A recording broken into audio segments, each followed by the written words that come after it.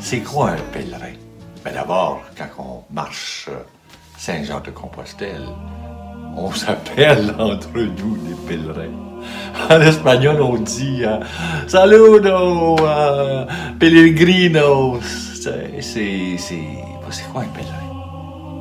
Mais tu sais, quand on regarde un peu l'histoire, un pèlerin, c'est quelqu'un qui part avec presque rien. Hein? Et puis il part avec son bâton. Et puis un vagabond peut-être. Quelqu'un qui part puis qui s'en va vers un objectif, c'est-à-dire il marche, puis la vie est comme ça, puis un peu errant, là, tu sais, donc, et admire la nature, le respect de ce qui est autour de soi. Donc, mais dans Saint-Jacques-de-Compostelle, un pèlerin, ça a une signification importante. C'est-à-dire qu'on s'en va vers Saint-Jacques-de-Compostelle. Et en se rendant à Saint-Jacques-de-Compostelle, tu passes différentes villes. Donc ça dépend, là, tu peux marcher 900, 1000 km pour te rendre à Saint-Jacques. Et c'est qu'ils ont les ruines de l'apôtre Saint-Jacques et une dévotion religieuse. Et alors que ça dépend toujours parce que chacune a des intentions différentes. Il y en a qui marchent au niveau pour le côté physique, il y en a qui marchent pour le côté spirituel. Mais moi, j'ai toujours marché pour le côté spirituel, grandir à l'intérieur de ma foi, faire le silence, rencontrer Jésus-Christ dans mon parcours, etc. Mais je me rends à Saint-Jacques pour célébrer avec les autres pèlerins la foi. Donc, il y a toujours la grande messe. Donc, un pèlerin, c'est aller vers, donc sur la route. On est sur une route et tout le monde est sur cette route-là. Et alors que l'image qu'on a souvent vue dans notre vie, je marche avec mon bâton sur la route et la rencontre est possible. Où est Dieu? Vous savez, moi j'ai été formé dès ma jeunesse dans un monde catholique et pratiquant. Et tout le monde allait à la messe. Puis j'avais quand même des principes de base qui nous ont été enseignés. Mais moi, je commençais à être plus dans le après Vatican II, donc une ouverture. Je qu'on entendait parler d'un Dieu qui pourrait être vengeur, puis fait pas ci parce que, tu sais, mais on le traîne, hein.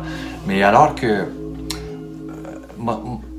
quand j'ai vécu les marches de Saint-Jacques-de-Compostelle, c'est pas ça qui devenait priorité dans ma tête, c'est que je cherche un Dieu d'amour. L'amour, puis je peux pas juste l'inventer parce que j'ai vu un arbre. Hein. Je peux pas juste...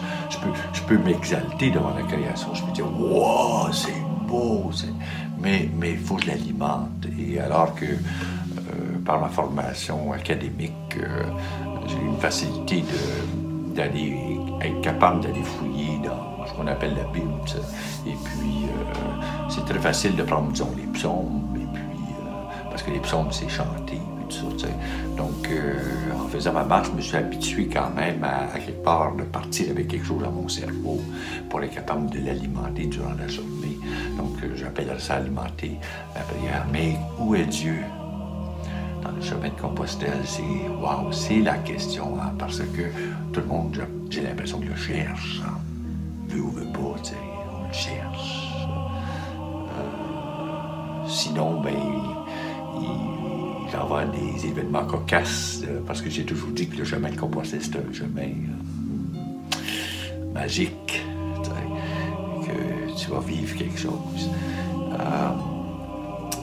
Moi, je l'ai rencontré dans des personnes, entre autres,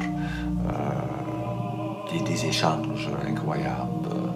J'ai j'ai une facilité d'être capable d'écouter l'autre, alors que j'ai vécu des situations où que les gens,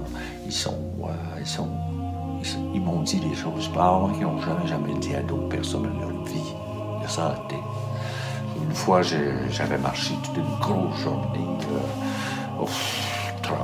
facilement 30 kilomètres, puis c'était en Galicie, puis la Galicie, ça monte. Hein.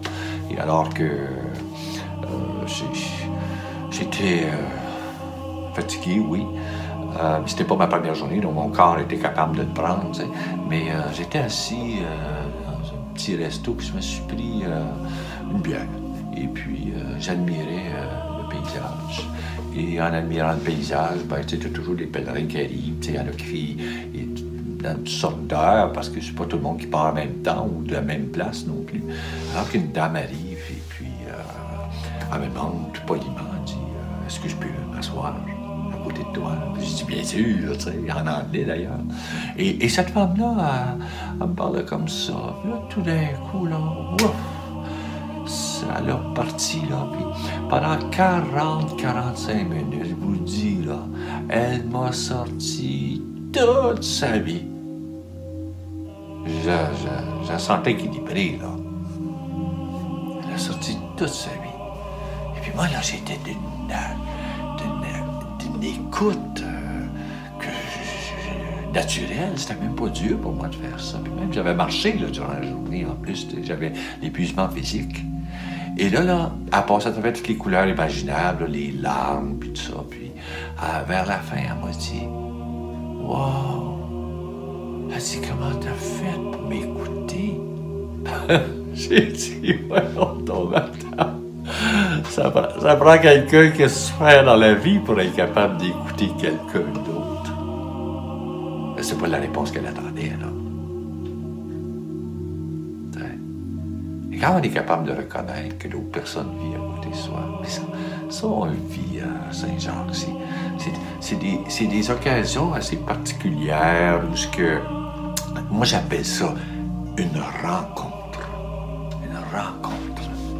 Et cette femme-là, j'ai apparemment fait le plus gros cadeau de son chemin, de son séjour, de marché, de son expérience de Compostelle. C'est ça quand je disais que les traits et tout ça, ils finissent par être beaucoup plus relax, ben, ça l'arrive continuellement. Et nous, quand on marche entre nous pèlerins, on dit, ben, j'ai rencontré un ange. J'ai un ange pour cette occasion-là.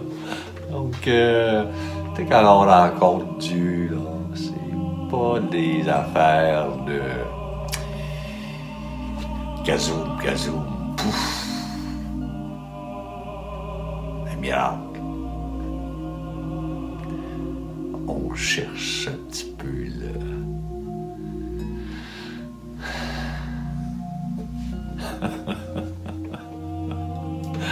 C'est tellement simple et tellement proche de toi que c'est pour ça que moi je dis souvent quand je parle de la rencontre de Dieu à Saint-Jean-de-Compostelle, c'est par des personnes humaines. Je te croyant, je finissais toujours ma journée du moins que possible à la célébration. Parce que partout, tous les villages que tu marches, là, partout à quelque part, il y a une église où il y en a des pèlerins. Il y en a quand même beaucoup d'ailleurs qui vont à la célébration pour terminer la journée. Et puis c'est sûr qu'un pèlerin couché bien de bonne heure parce que habituellement on se lève très tôt le matin pour faire notre journée de marche. Mais encore, la rencontre de Dieu, c'est pas toi qui décides.